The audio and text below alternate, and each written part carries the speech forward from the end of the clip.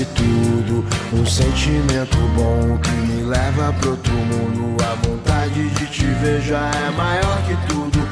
Não existem distâncias no meu novo mundo, tipo coisas da sétima. So this is episode, I want to say 41. I've got Justin Wren from Water 4, UFC, current Bellator mixed martial artist, and author, Fight for the Forgotten. The man has done more with his life than the majority of people out there. While the world right now is talking about the Conor McGregors and the Floyd Mayweathers and all this stuff. We've got a guy that's dedicated his life to liberating a people. You'll see a lot in his book, Fight for the Forgotten. You basically went from being a cage fighter to going over to Africa to basically give water and give land to the pygmies. And I know a lot of people have seen you on Rogan and a lot of these other places so far, and it's really a remarkable story. And it's I listened to it to your second most recent Joe Rogan Experience podcast while driving back from a really long. I think I was on the road for about a month. And then hearing that story, it's really amazing just to see that people are out there actually dedicating their lives to that sort of thing. So, man, I have a lot of questions. I kind of want to start with, man, what brought you to that? How did you wind up over in the Congo? How did you wind up actually working with these people? Man, that's a long story. We could go back as far as you'd like. But growing up, I got very heavily bullied and sat at the lunch table by myself and pelted in the back of the head with chocolate milk spit wads and food, and just wasn't well liked and was picked on and was a target. And had a couple moments where very methodical or premeditated moments where bullying was in front of the entire school, and the joke was on me, but it wasn't just a joke or a prank. I was told I was worthless and you're not good enough, and then also you should just kill yourself. So the biggest battle in my life was depression, and then a close second was addiction. And man, when my life was pretty much freed of those things, not saying I don't struggle or have to really be careful and cautious and try really hard to battle those things.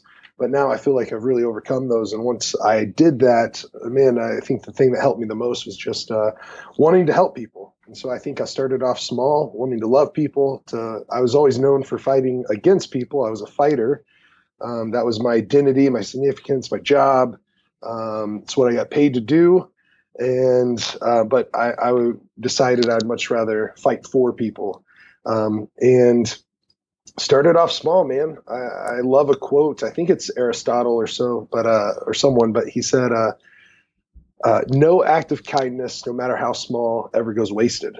And so I just had my head on a swivel looking for opportunities to do something good for people. And so anywhere I could volunteer, I would volunteer.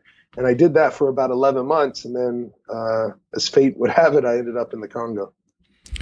Wow. I mean, sticking the course, you talk about depression and addiction, and sort of one sort of feeds the other, right? A lot of, I've read through some of your interviews and getting into your book, you talk a little bit about addiction. And what was it, finding purpose and helping people that helped you kind of stay the course and, to stay clean? Because I know, the church was a big part of it. And as a Christian missionary going over to the Congo was a big part of it. But actually staying the course and staying clean was a lot of that, just sort of finding purpose in the work you're doing and helping people.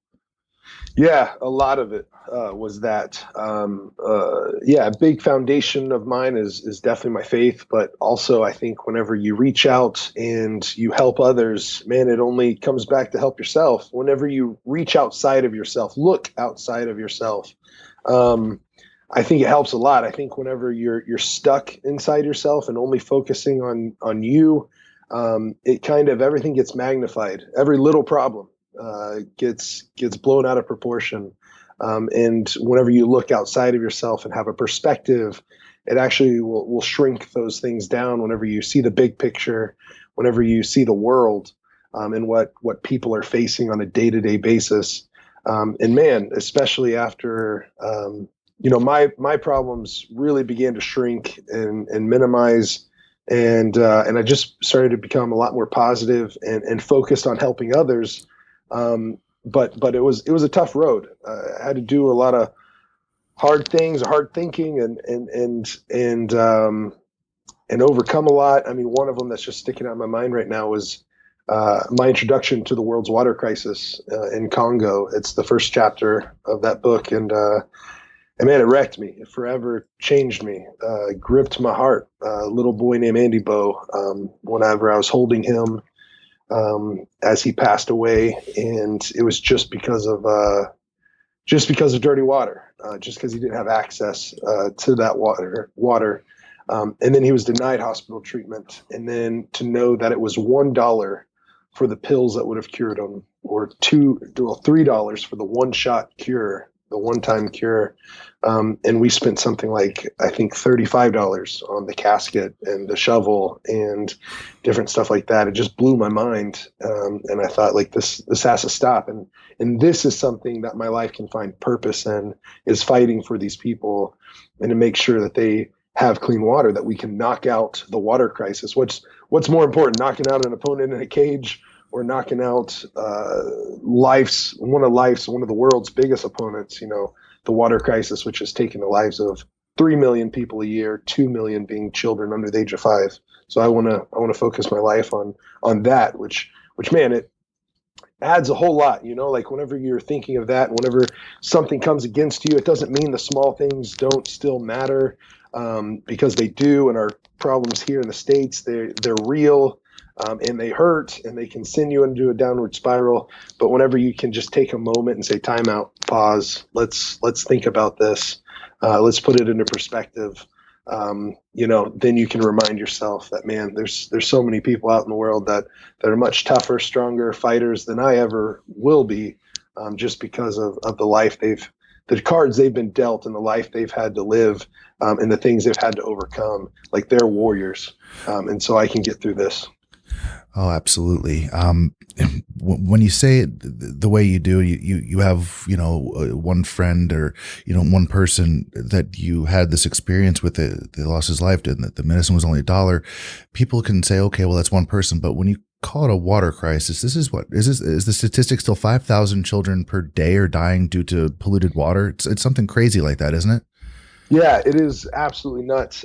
In the statistics, they change a few of the things around, of like, well, now they've said instead of 1 billion people not having access to water, it's 780 million, which sounds great. But then you look at how they changed up the statistics, and it's still 1.8 billion people don't have access to safe water. So, Okay.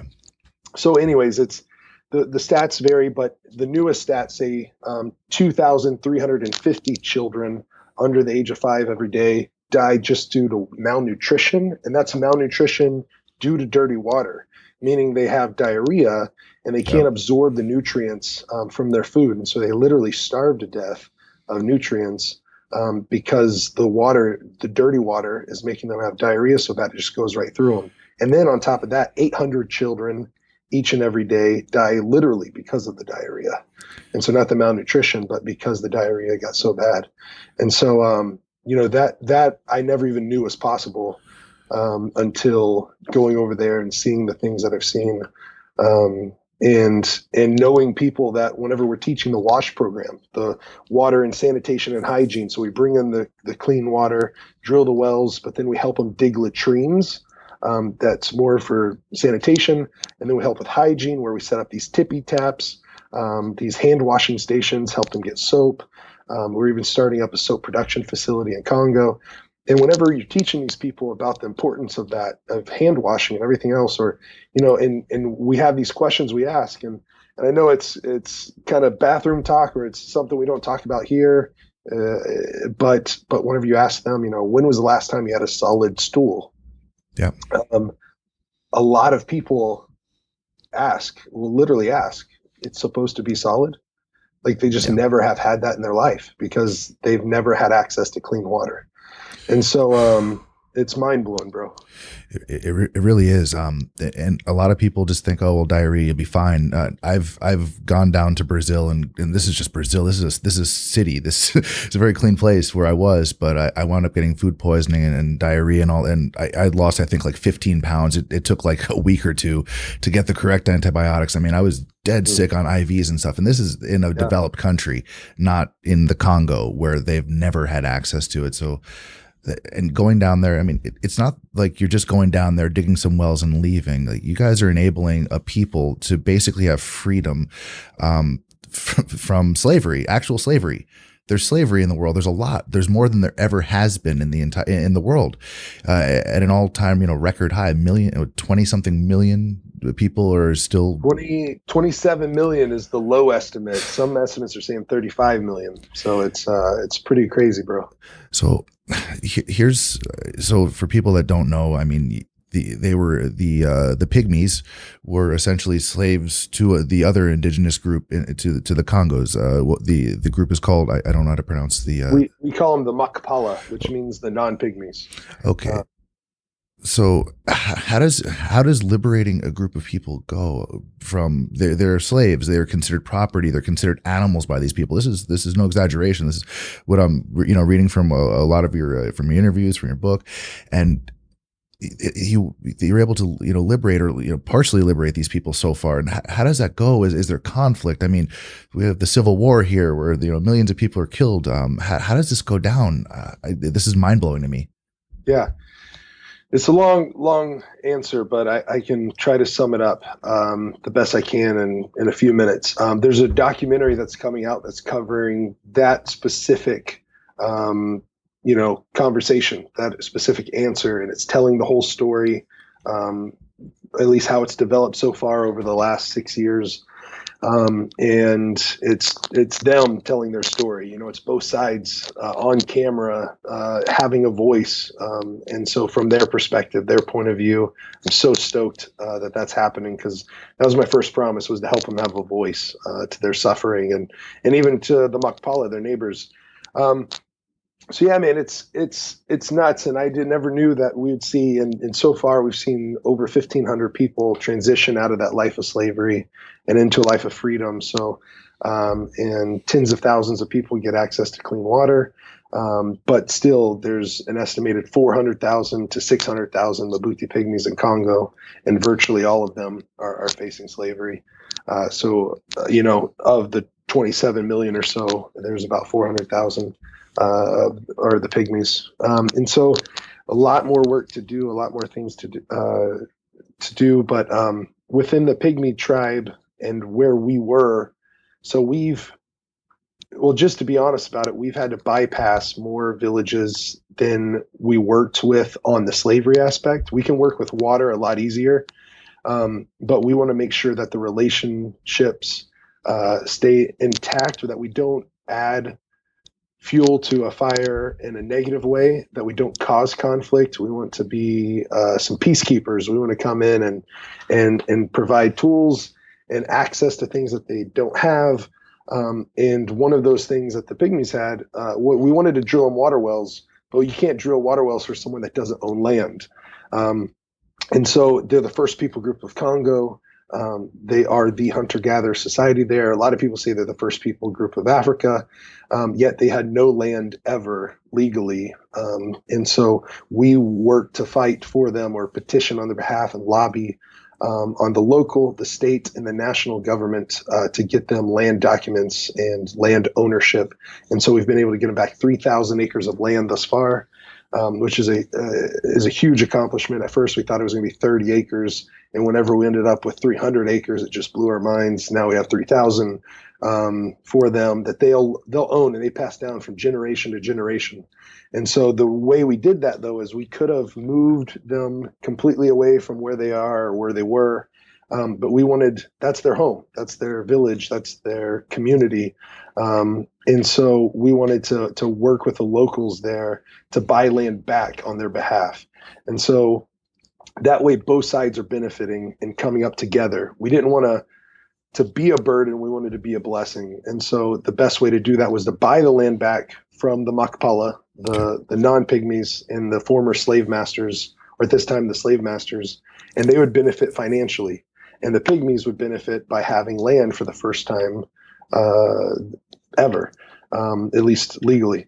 And the reason some people are like, well, why couldn't you just buy, a person out of slavery? Well, then you're creating like commerce for it, or you're buying someone out of slavery, you're creating a market for it.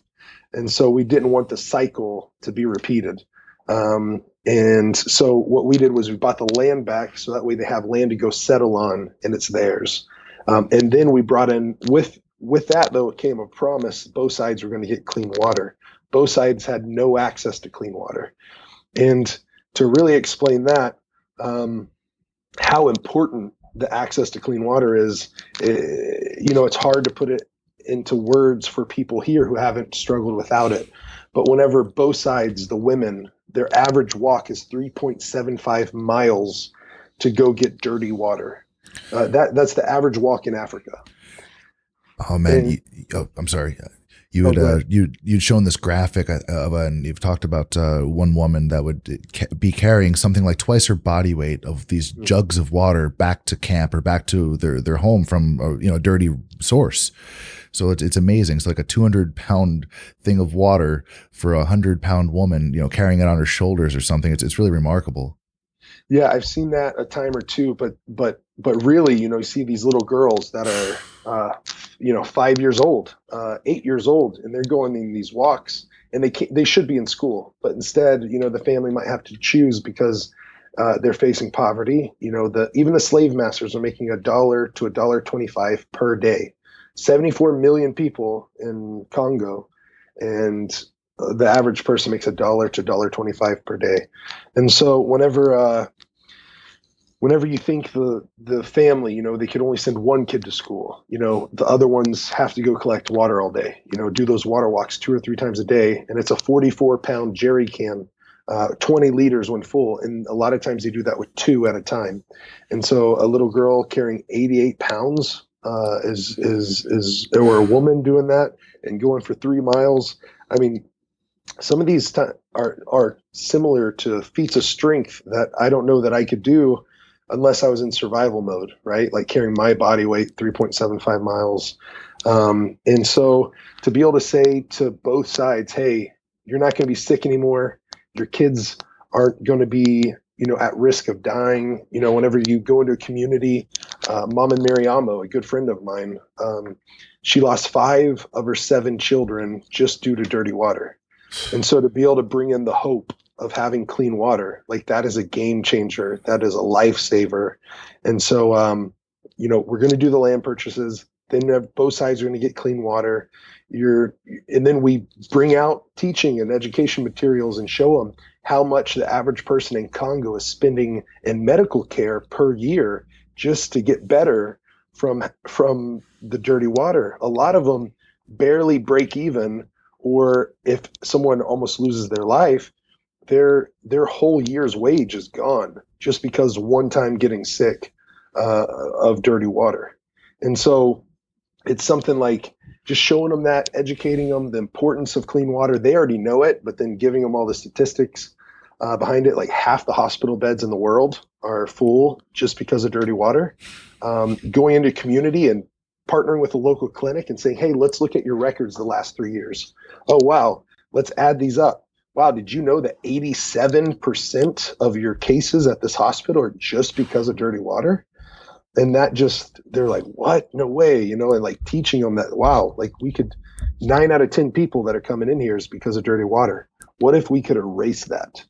Like, what if we could change that completely? And so it opened it up the doors to where we could work with them peacefully. And even the slave master saying, going into even deeper, hey, we're making $1.25 a day. For my grandfather or my great grandfather that enslaved the pygmies, it was a benefit to him. But it's a burden to me and my family, having to take care of another family when we're struggling to take care of our own. And so we only have our scraps to give them, to feed them. We don't have anything more. And so to say, okay, well, let's resolve this issue and let's come up with a collective idea. And so we cast the vision, and if they catch the vision, then we work with them and we go all in. and say that we're going to continue to work with you long term.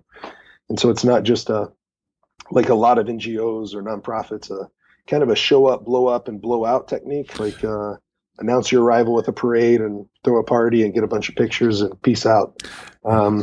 So you're actually boots on the ground out there. I mean, so how many trips have you actually taken out to the Congo? I mean, how much time are you spending out there with the MMA career and all this? I mean, you're a busy guy. I mean, are you out there pretty recently? Man, it's been about a year, which is really tough for me. I get homesick. Wow. I want to be back there. But I get to go back once or twice a year. I want to go after every fight if possible. I would be back right now and not able to do this podcast. But anyways, it got delayed. There's some crazy stuff going on. They found 80 mass graves out there recently. And, then like over 40 people were decapitated in this one area. And so it's real dangerous right now. And so we're pausing, or even our well drillers have taken a little bit of a break. Yeah, man, it's tough. But over the last 6 years, I spent 1 year there. Okay. And then at one time, and then several trips back for a month at a time. And so I think I'm coming up on 2 years that have been boots on the ground in the last like 6 years. Yeah, I saw, I think one of your last Bellator victory, you had some of your family with you there. You had your post-fight speech, which is, it's an amazing platform to be able to go out there and talk about the work you're doing because, like you've said before, a lot of statistics, it's in one ear out the other. They say, that MMA fighter, he's doing this great work over there. Then they go on to just talk about whatever they talk about. But by being able to get out there and really reach people on this big platform like Bellator's, it's huge. They're on Spike. They're doing pay-per-view. They're doing big numbers now. So going out there and you're on a heck of a hot streak right now. You've won your last 6 in a row. Yeah. So it's going good. And it was tough. I took 5 years off where I wasn't in the gym training. And so coming back from that was really tough, was really rough. One of the toughest things I've ever done in my life. But again, just reminding myself of how much of a struggle they go through each and every day. And then having a year struggling with them, living in the, twig and leaf huts, sleeping on the dirt, waking up in the rain, pulling 5 roaches out of my beard one night. I mean, just going on the water walks, carrying the 44 pounds back a couple miles and just my neck being tired afterwards, or my hands, my grip, opening up because it's so heavy after that long of a walk. And so, no, man, it's a great opportunity. It's a huge platform for me to be able to tell people about the amazing work, Fight for the Forgotten and Water 4 and our people on the ground there. I mean, that's the most amazing part. I'm not the hero of this thing. I have 400 heroes that are over in Africa. There's in 16 African nations. There's 44 well drilling teams. And last year we got to empower those 400 Africans to drill 690 water wells for their fellow countrymen. They served over 172,000 people with clean water. And so all this has been about empowering them, has been about teaching them, training them, putting the tools in their hands, training them up, putting the knowledge in their heads. From the jiu-jitsu and MMA community, like we love to transfer knowledge and to learn, right? And so what I learned about well drilling, I got to teach that and train others. And now to see the guys that I've trained now training other guys and even finding out that the guys that they trained, now those trainers are training others. I mean, it's just such a cool and amazing ripple effect to see how it's spreading. And I truly believe that's the way we're going to knock out the water crisis, is by empowering the people who need it the most, putting the answer and the solution in the hands of the people that face it on a day-to-day basis, because they're completely able and capable and willing and ready to go to work. They just need to be shown how to work. Absolutely. I mean, you referred to it earlier as, doing those water walks being survival mode, but for these people, there is no other mode. It's just survival. So it's normal to them. So yeah, by empowering them, by giving them the tools, by teaching them how to, dig the wells. Yeah, absolutely. They're willing to do the work because it's not survival mode. It's just survival. It's just life. Mm. It's really incredible, man. So the conflict you're talking about, these mass graves, it's insane. And sort of dialing back, have you, personally, or have any of your guys dealt with any kind of conflict, or had any static dealing with any of the maybe surrounding tribes or the governments, anything like that? As you mentioned, I can't imagine it's a cakewalk to try to. I mean, you've reached a really diplomatic solution by sort of providing waters to the neighboring tribes as well, to the former slave owners of many of the pygmies. But these are dangerous grounds, I'm guessing. I mean, have you experienced this firsthand? Yeah, I have, and but on a much smaller scale than our guys, than our well drillers. I mean, those every one of them have had run-ins.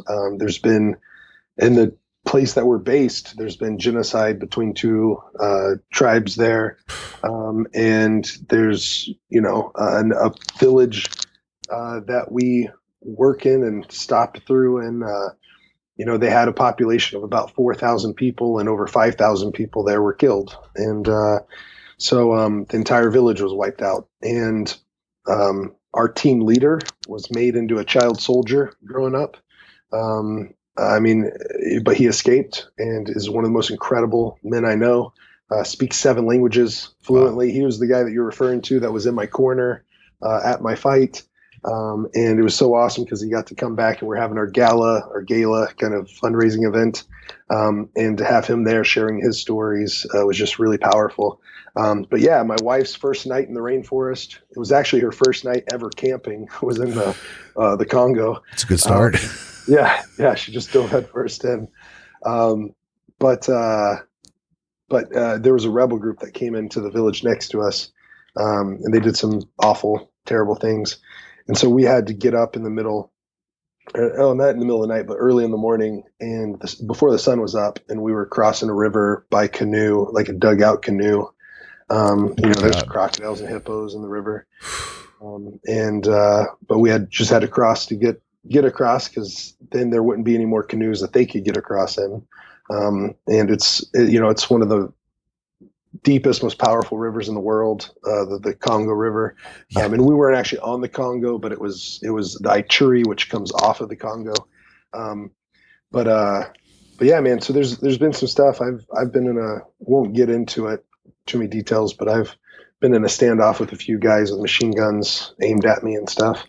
But man, nothing like the stories of our well drillers, even our team, which we'll get into that campaign, dig deeper. But those Ugandan guys that came and lived with us for 3 months, their first day in Congo, they get in an accident because of a taxi driver, and someone died. One of our guys was thrown from the vehicle. And because they were Ugandan, and Uganda and Congo don't like each other, a lot of Ugandan rebel groups are in Congo, and they steal all the gold and diamonds and coltan. They even fund and fuel conflicts there. That genocide I was telling you about was kind of sponsored by some Ugandan rebel groups. Oh my God. And so the tension's high between those two countries. But these Ugandans came to teach us. They came they had drilled over 100 water wells, and I had failed our first 8 or 9 water wells. And I was a white belt out there trying to do black belt level stuff. And I didn't have the right tools. And then when I started, even when I had some of the right tools, not all of them, but some of them, my technique wasn't the best against the obstacles that we were facing. And so we needed some reinforcements and some black belts to come in and get us through the first, 8 or 9 wells. And so these guys came to live with us, and first day they get in that accident, everything gets looted out of the vehicle, all the tools that we needed, like $15,000, $20,000 of tools, which they thought, the people in the village thought it was either gold or diamonds or something to dig with, right? So they thought it was like mining equipment instead of well drilling equipment. And then they torched the car. Oh my God. And they almost killed our well drillers. They were chasing them down, and the government soldiers had to protect them and literally arrest them to keep them from the village trying to get mob justice. Wanted to kill them. Wanted to put tires around them and set the tires on fire.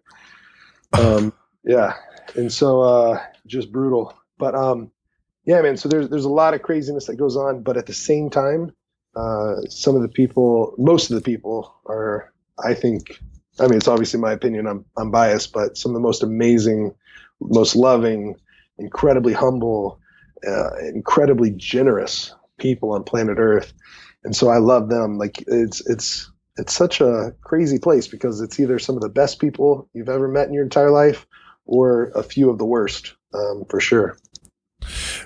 I feel like at that level, it all comes down to survival and past experiences based on survival and just having what you need for your group of people. And, you know, a lot of this, you know, with the rebel groups and stuff, it goes generations deep. But as you mentioned, you're meeting some of the nicest, warmest people because, I mean, to them, it's survival. It's the next meal for the family. And you mentioned in a few interviews, I think in your book as well, that they have that Ubuntu mentality, you know, for one for many. So even a small child starving, you know, still offering food to a cameraman or something. It's really amazing. But just survival being the bare necessity, being the be all end all of it, versus here it's commercialism in the United States and in most Western developed countries. It seems like the mentality here is if I'm not doing something directly to help myself, I am doing something directly to hurt myself. So this, you know, it's just everyone's conditioned to self-interest here versus because everywhere you go, it's, you know, it's a giant billboard or something commercial. Everything has a big profit as sort of the end game versus here in the Congo. I mean, fresh water, you know, a safe place to sleep, not getting, invaded by a neighboring, you know, rebel group or something like that. It's insane. It's a stark contrast between what we live with here, and which is why it's easy, I think, for, you know, Westerners or people in these, you know, these wealthy nations. I mean, it's prosperity here, so it's easy to look the other way and say, no, they don't have those problems. They don't have that. You know, there's no water problem. We have, you know, Evian water here, and if you need anything, you just go to Kaiser Permanente and they just fix all our medical problems. But that's not the reality for a big part of the world, and a much larger part than we realize. You're talking millions of people still in slavery. You're talking of, you know, thousands or up to thousands a day dying due to dirty water. And to us, these are no brainers, but it's a real problem. It needs to be dealt with. And you're out there just, you're kicking butt. You're empowering people. It's really mind blowing. So you're not just going there and, you know, just, you know, fixing up a well and leaving. You're empowering them to dig themselves. Like, what kind of technology are they working with there? Are they like the kind of hand pump or the foot pump things, or is it what kind of well technology are you guys working with down there? So I'm looking around to see if we have some, but there isn't any in this office. I'm in our COO's in a meeting, and so I'm in his office. Cool. Chief Operating Officer at Water 4. But he was the guy that came with those Ugandans to teach us how to drill. But these right here it's the top of an auger, and so think of the back of this kind of a can, and so but basically this goes into the earth, and you twist these handles, and it just these claws carve into the ground, and it fills up a canister 8, 10, 12 inches at a time, and you take the earth out, you dump it out, and then you go down more, and we go anywhere from 50 to 80 feet deep. That's kind of our sweet spot, 60 to 80 feet deep. We can go down to 150 foot deep with these augers and single prong and triple prong chisels and these rock breakers that if we hit a rock layer, we set up this tripod on a rope or chains, and we just hammer our way through the ground, either with a sliding hammer or the rock breaker. We put in a casing pipe, and basically you could think of a bullet in a barrel, and every time we drop it from the earth down as far as we go, it's just, you know, hitting the ground with this incredible force and busting up the ground. And so but the reason we do that instead of using the mechanized rigs, and we do use some mechanized rigs, but we want our teams to know how to do what's locally available and sustainable. taking in a $500,000 drilling rig or $1 million, $2 million drilling rig, the locals aren't going to be able to sustain that. And the cost of the well that comes with that, and then the cost of the maintenance and repair and upkeep, it's not sustainable for them. So doing it in the way that we did it 100 years ago, or even 50 years ago with these augers, or some doomsday preppers are doing it now with the manual drilling, and it just works. It's ancient technology, but it works. And so we teach them how to drill wells that way, start up their own businesses. Our Fight for the Forgotten initiative in Congo isn't even called Fight for the Forgotten there. I mean, they have the shirts, they have the wristbands, that's their war cry is Fight for the Forgotten. But they're the Ituri drillers. They set up their own entity there. So that way they can sustain it. They can operate it. It's theirs. They take ownership of it. It creates dignity, value for the locals.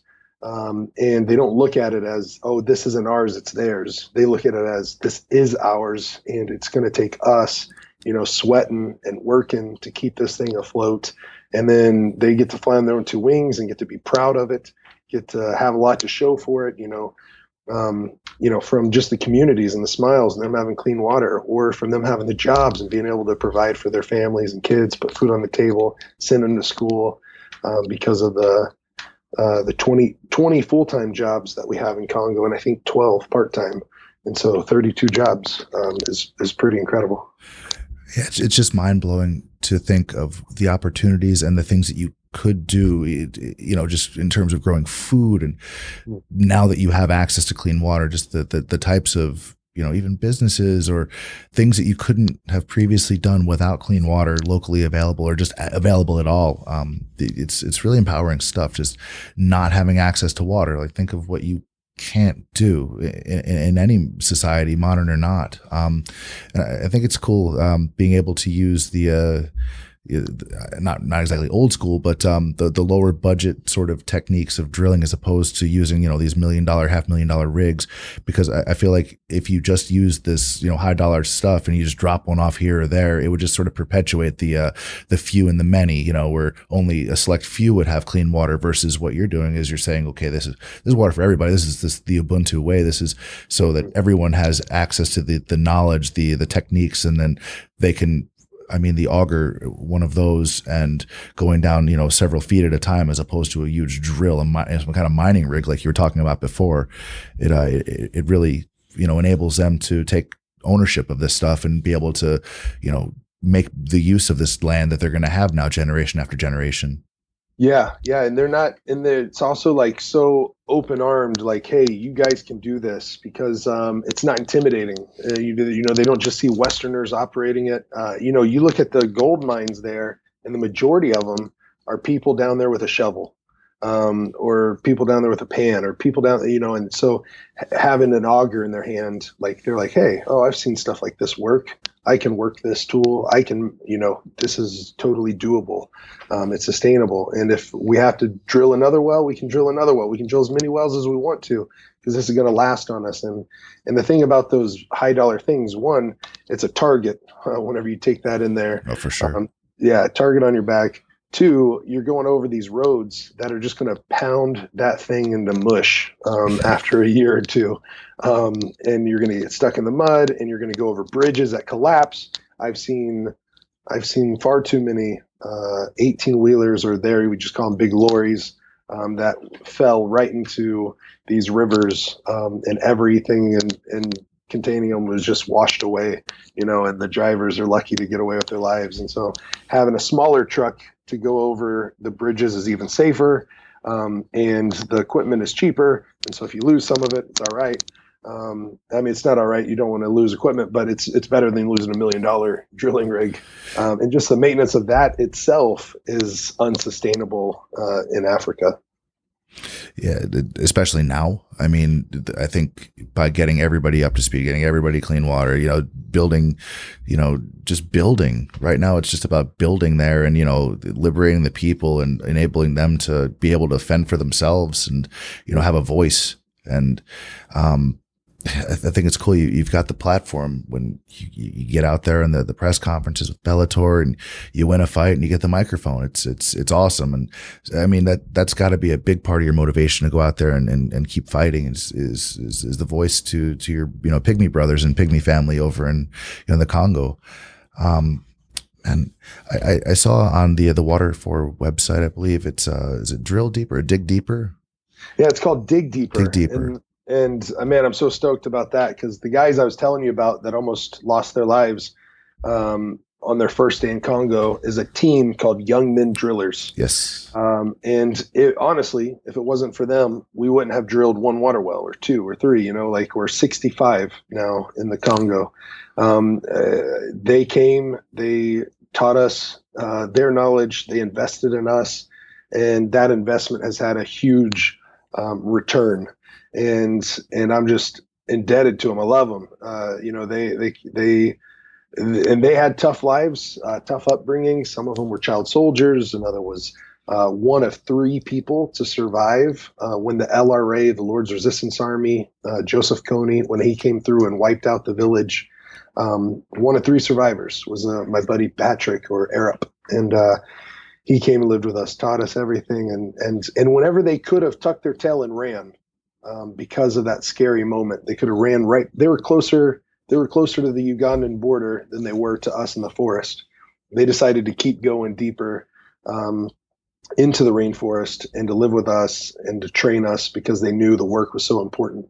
And so Dig Deeper is a campaign where we're going to drill 5 wells in a village of Licho, Uganda. And we're going to set up these 5 water vending kiosks. This is going to serve 5,000 people.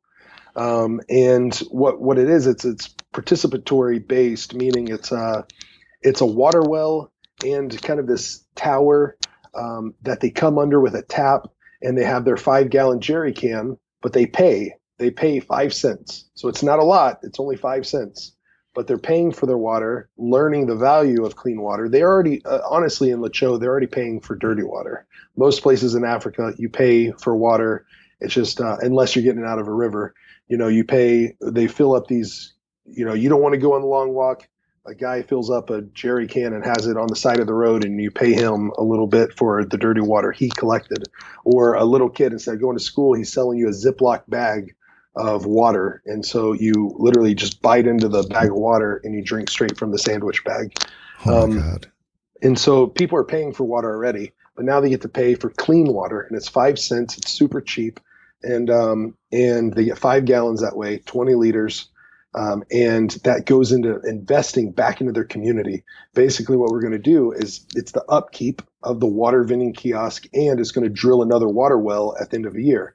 So each one of these wells, the 5 water vending kiosks, at the end of this year, we should be able to do 5 more. Well, at the end of that year, we should be able to do 10 more. And so the initial investment is $50,000, but we're trying to raise $25,000 because we have a very generous donor that's already doing a match for $25,000. So he's going to do a dollar for dollar match. If we can hit 25,000, he's kicking that in. And we've raised, I think, 15,000 already. And so I think we have about a little over $9,000 to go on water4.org/dig deeper. And so that's our crowdfunding campaign. We're really wanting to knock it out of the park so that we can give 5,000 people in the Cho clean water. And then at the end of a year of it up and running, we'll be able to do 5 more. At the end of another year, hopefully that'll multiply into 10 more. So it's really going to invest into the locals. So, I mean, it is a donation, but I see it as an investment because this is gonna have a huge return. And so it's basically $10 per person to give one person access to clean water. And then for $75, I'm not wearing the shirt, I was wearing it yesterday, but it's a Dig Deeper shirt. And so if some people can dig deep, and I know $75 is a lot, but some people can do more than that, but some people can't. And if you can do 75, you get a t-shirt for it. It's a huge gift to us. And so we want to give a gift back in the t-shirt and just say, thank you so much for helping us knock out the water crisis. I mean, they can either spend $99 or $95 to watch, a fight with Conor and Mayweather, or you can actually help an entire people, fight for their lives and to prosper and be able to have this self-propagating, system where the wells are basically going to pay for themselves once they get going. Once it's there, these kiosks will be able to enable them to dig more of these wells and set up more of this stuff. So, and it's $75. It sounds like a lot because you're just giving it to something to help people or whatever, but it's not. And the spending we do in the West and in the United States and all over, we buy so much crap every day we don't need. So to really give back and to give to a great cause like this, if people you're listening at home or on their iPods, so you already have an iPod, you're already winning at life compared to like 99.99% of people. So if you can, jump on water4.org and think about really contributing to this. The work Justin's doing is amazing, and more of us should be out there basically taking the initiative and trying to make life better. Empathy is important, and I don't think there's enough of it in the world. I think we're looking at our needs or our desires or our wants, and we're being sold all the time. I think as Americans, as an American, we all have two jobs, right? We have the job we do every day, but first we're consumers, right? We're professional consumers, and I think whether it's right or wrong, it's a weird way to live. And so being able to contribute, to give back to the world, this sort of thing it's something that I hope that listeners out there are jumping on board with. That someone's willing to match the 25,000 already is amazing. But, people should really jump on this. This matters, right? There's so much stuff on TV. We're talking about Kardashians and Kanye West and all this stuff. This stuff doesn't matter. It doesn't at all. It's fodder. This is people helping people, and it's liberating them from slavery, literally. So, definitely jump on water4.org and help Justin, hook these guys up with water, just clean water. It's mind blowing that this is still a thing in 2017. It bothers me. Yeah, me too. And thank you so much for that, bro. That endorsement or that ask, because it's huge. I just know, and I wish people could see the impact that it's going to make. But I have seen it, and I'm telling you, brother, I've been to the biggest sporting events in the world, whether it was the World Series or my first date with my wife was the World Series or the Super Bowl or, NBA finals. I've been to those. I've been to the UFC 100, UFC 200 live. I fought in front of several thousand people, and man, nothing compares to the cheers and the celebration that happens in a village that gets clean water for the first time. It's such a depth of joy and gratitude because they've all lost someone or many people due to the water crisis. And so this is a real life victory. And so it's almost victory over death, bro. And so yeah, thank you for helping. And any listeners looking to support, thinking about it, thank you so much. And you can do anything, you can help spread the word. You can share this podcast. That would be a huge help, or go repost some stuff on social media, or give what you can, because every dollar matters. And so, thank you for sure. Man, you've been a fighter all the way through, and a lot of people don't make it through this stuff, and to get through addiction, to get through depression. I've got firsthand experience and a lot of experience with, loved ones, family members with both of these, and, to fight through them, it's huge. And then to be able to give back. And I almost think you have to almost have those hard times to really understand what empathy is, right? To just to feel it yourself, there's no hope, but then to be able to give hope to others is some empowering stuff, man. And if nothing else, I hope that the people out there listening and the other people, the rest of the people that you're reaching through all these the avenues, shows and the Bellator stuff, I hope they see what you're doing, and that there is hope, and you can be hope for someone else, and that in itself is hope, and it propagates just like empathy. I believe personally that empathy is it's a muscle you have to keep working. You can you can care about people, but it's really easy to get sidetracked and just stare at yourself in the mirror and just worry too much about your own shit. So to be able to give back, to be able to help others, and to be able to go and try to be something more than yourself, be something to someone else, someone's else, right? So it's really amazing work, and people should take a lesson. They should get the book. They should get Fight for the Forgotten. They should listen to you on Rogan. You should be on Good Morning America, man. It should be you. It shouldn't be these whatever the hell that they're putting on the TMZs or whatever. The stuff doesn't matter. It really doesn't matter. At the end of the day, the planet matters, the people matter, and the rest of it's bullshit. That's all. It's like, man. Well, thank you, man. I really appreciate your time a lot. Like being able to be on this podcast, brother. It's been an honor. It's been a real pleasure and encouragement for sure. And yeah, man, I'm glad to be friends. I'm glad to be buddies, and I'm a fan. I'm a fan of yours for sure, bro. So thank you. Oh man, well, the honor is all mine for sure. Justin Wren, thank you. And I know you got a ton of these to do. And guys out there listening, again, they've got to get these wells dug. They have to keep going. So if you can, go to water4.org and think about donating. Check out Justin Wren. Your TED Talk was awesome. I try to catch as many of those as I can.